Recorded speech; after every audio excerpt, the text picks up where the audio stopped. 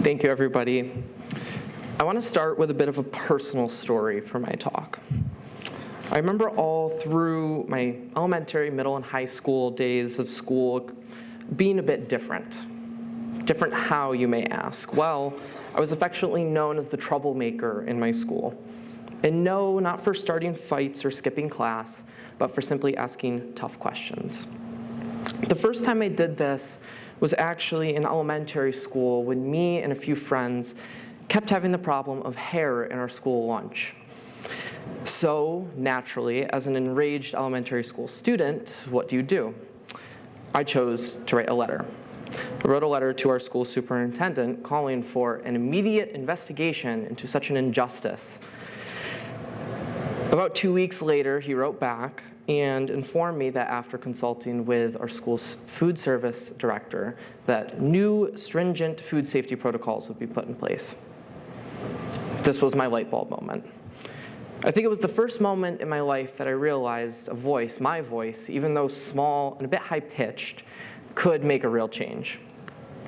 In high school, I began to put these talents to use for making change. I became student body president, Model UN president, debate president. I attended Board of Education meetings and tried to speak up about a variety of topics that were of concern to me and many other students. I kept talking, and it seemed that people noticed.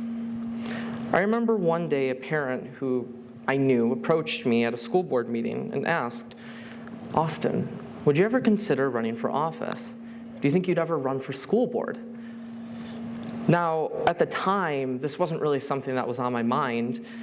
I was a 17-year-old high school senior who didn't even know where he wanted to go to college yet, let alone thought about running for public office. So I told her politely, "No, not yet. It's not my time." This conversation seemed to encapsulate a lot of my mindset during childhood. Wait your turn, do your work, good things will come.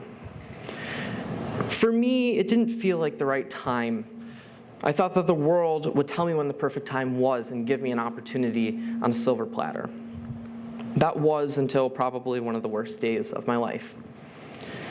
On January 16th of 2024, I found out that my father had taken his own life. I have no words to really describe the feelings that I had on that day or in that moment. As a 17-year-old high school senior trying to figure out my place in the world, it was a really hard time. And now my father was not in that place to help me. But me and my dad did have a really unique bond growing up. I remember him telling me that if I were to learn anything in life, it's that helping others is what makes life fulfilling. He always told me to enjoy the small things and never pass up an opportunity when it comes to you. Essentially, he taught me to live life with very little regret. After my dad's death, I think I had two main thoughts going through my head. My first thought was that there's so much in life that we can't predict. We don't know what tomorrow may bring us. And my second thought was that I have to cherish this moment. I have to cherish opportunities as they come to me. Not yet seemed like now a very dangerous mantra to continue. Unfortunately, losing my dad taught me these lessons in a very hard way. In March, later that year, I attended another school board meeting. After this meeting, a few more parents came to me and asked, "Austin, do you think you're going to run for the Board of Education in May?" Now, self-admittingly, this was probably the stupid decision that I made in the time, but without thinking or without hesitation, I said yes. Quickly, 2 months at that time felt like forever. From March to May, I gathered petition signatures, I bought yard signs, I even bought palm cards to go door to door asking for people's votes.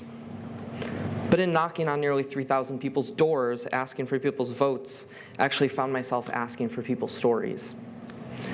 From high taxes to lacking program funding to transparency issues in our schools, concerns from people were endless. As election day approached, I actually felt pretty good about my 2 months of campaigning. I'd run a race that I seemed to be very proud of. But at the end of the day on election night, it was clear that a freshly turned 18-year-old was not really who the electorate had in mind for their next school board candidate. I lost my race, but did garner a significant amount of votes for being a first-time candidate. After my loss, I finished my senior year, continued all my clubs and activities, and then went on to college here at U of R. I think it was here that I really started to find my value and my purpose in being part of a greater community. It was here that I ran for student government, I became a student senator, then became a student justice on our student court, and then continued to campaign for local political officials in Rochester that I believe were making good change. It was here that I started writing for the campus newspaper, the Campus Times, and even made a few appearances on Rochester's local public radio. In the 17 years before January 16th of 2024, I was a kid who would just say yes blindly to anything. But my father's passing served as a reminder that tomorrow is not guaranteed. Last year, I was asked again to run for school board, except this time I didn't simply see an election that I wanted to win.